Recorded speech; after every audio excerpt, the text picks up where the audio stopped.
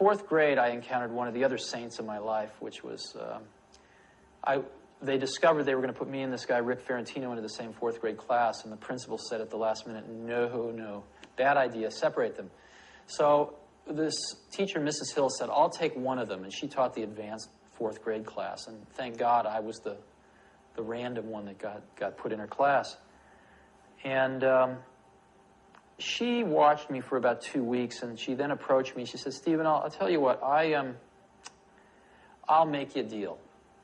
I have this math workbook, and if you take it home and finish it on your own without any help, and you bring it back to me, if you get it 80% right, I will give you $5 and one of these really big suckers. She bought it. She held it out in front of me, one of these giant things. And I looked at her like, are you crazy, lady? You know, nobody's ever done this before. And, of course, I did it. And she basically bribed me back into learning with candy and money. And what was really remarkable was that, you know, before very long, I had such a respect for her that I sort of reignited my desire to learn. And she was remarkable. She got me kits for making cameras, you know. I ground my own lens and made a camera, and it was really quite wonderful. And I think I probably learned more academically that 1 year than I've ever learned in my life. A great education. Probably, you know, the second, maybe even more important, is a great family life, but I don't know how to do that. And I don't think anybody knows how to do that. But it pains me because we do know how to provide a great education. We really do. If we got our act together, we could make sure that every young child in this country got a great education. And we fall far short of that.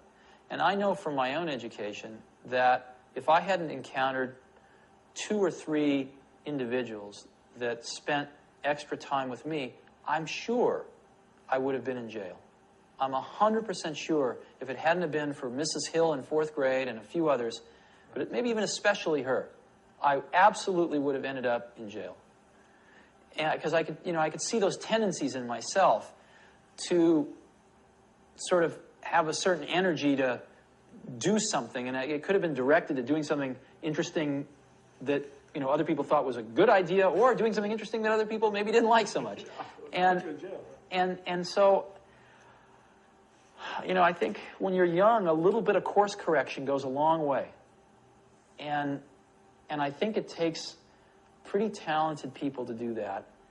And I don't know that enough of them get attracted to go into public education. Some people say that this new technology may be the networking world, if you will, may be a way to bypass that. Are you optimistic? No, I absolutely don't believe that. And as you pointed out, I've probably helped put more computers in more schools than anybody else in the world, and I'm up until this point in time, and I'm absolutely convinced that that is by no means the most important thing. Now, the most important thing is another person that incites your curiosity, that guides your curiosity, that feeds your curiosity. And machines cannot do that in the same way people can. The elements of discovery are around you. You don't need a computer to know. I mean, you know, here. Why does that fall? You know why? Nobody knows why. Nobody in the entire world knows why that falls. We can describe it pretty accurately, but no one knows why. I don't need a computer to get a kid interested in that, to spend a week playing with gravity and trying to understand it and come up with reasons why. But you do need a person. You do need a person. I used to think when I was in my 20s that technology was the solution to most of the world's problems. And unfortunately, it ain't so. It's sort of, I'll give you an analogy. A lot of times we think, why is television programming so bad? Why are television shows so demeaning, so poor? And the first thought that occurs to you is, well, there's a conspiracy. The networks are feeding us this slop because it's cheap to produce, because of this, because of that. It's the networks that are controlling this, and they are feeding us this stuff to try to dumb down the American public. But the truth of the matter, of course, if you study it in any depth, is the networks absolutely want to give people what they want. so that they watch the shows. If people wanted something different, they would get it. And the truth of the matter is, the shows that are on television because that's what people want. The majority of the people in this country want to turn on the television and turn off their brain. And that's what they get. And that's far more depressing than a conspiracy. Conspiracies are much more fun than the truth of the matter, which is that a vast majority of the American public are pretty mindless most of the time. There's a parallel here when it comes to technology. It is so much more hopeful to think that technology can solve the problems that are really more human and more organizational and more political in nature. And it ain't so. We need to attack these things at the root, which is people, and how much freedom we give people, the competition that will attract the best people. Unfortunately, the side effect of pushing out a lot of 46-year-old teachers that lost their spirit, 15 years ago and shouldn't be teaching right now. So I think, I feel very strongly about this. And I wish it was as simple as giving every kid a computer, but it won't work. We generally use the word artist to mean visual artist of some sort. But I actually think there's really very little distinction between an artist of that type and a scientist or engineer of the highest caliber. And I've never had a distinction in my mind between those two types of people. They've just, to me, been people that pursue different paths, but basically kind of headed to the same goal, which is to express something of what they perceive to be the truth around them, so that others can see it, so that others can benefit by it. And the artistry is in the elegance of the solution, like chess playing or mathematics? No, I think the artistry is in having an insight into what one sees around them, generally putting things together in ways that no one else has, and finding a way to express that to other people who don't have that same insight, so that they can get some of the advantage of that insight that makes them feel a certain way or allows them to do a certain thing. And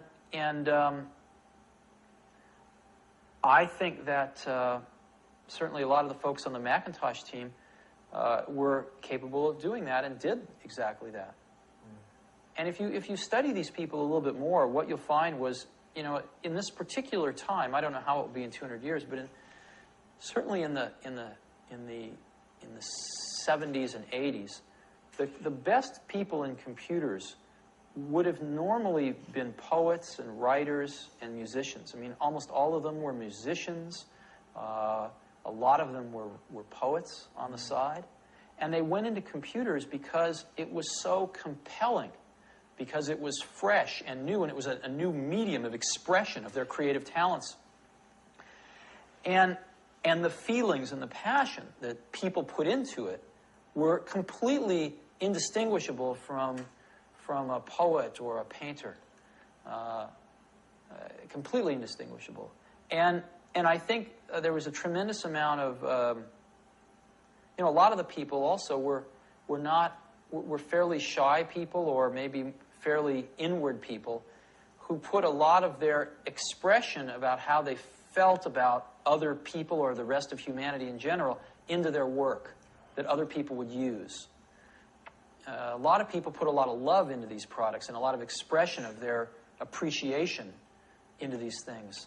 It's hard to explain. No, it's passion, but in the truest sense of the word. The work speaks for itself. I think people can choose to do things if they want to. But, we're all going to be dead soon. That's my point of view. Somebody once told me, they said, live each day as if it will be your last, and one day you'll certainly be right. And I do that. And I really, you never know when you're going to go.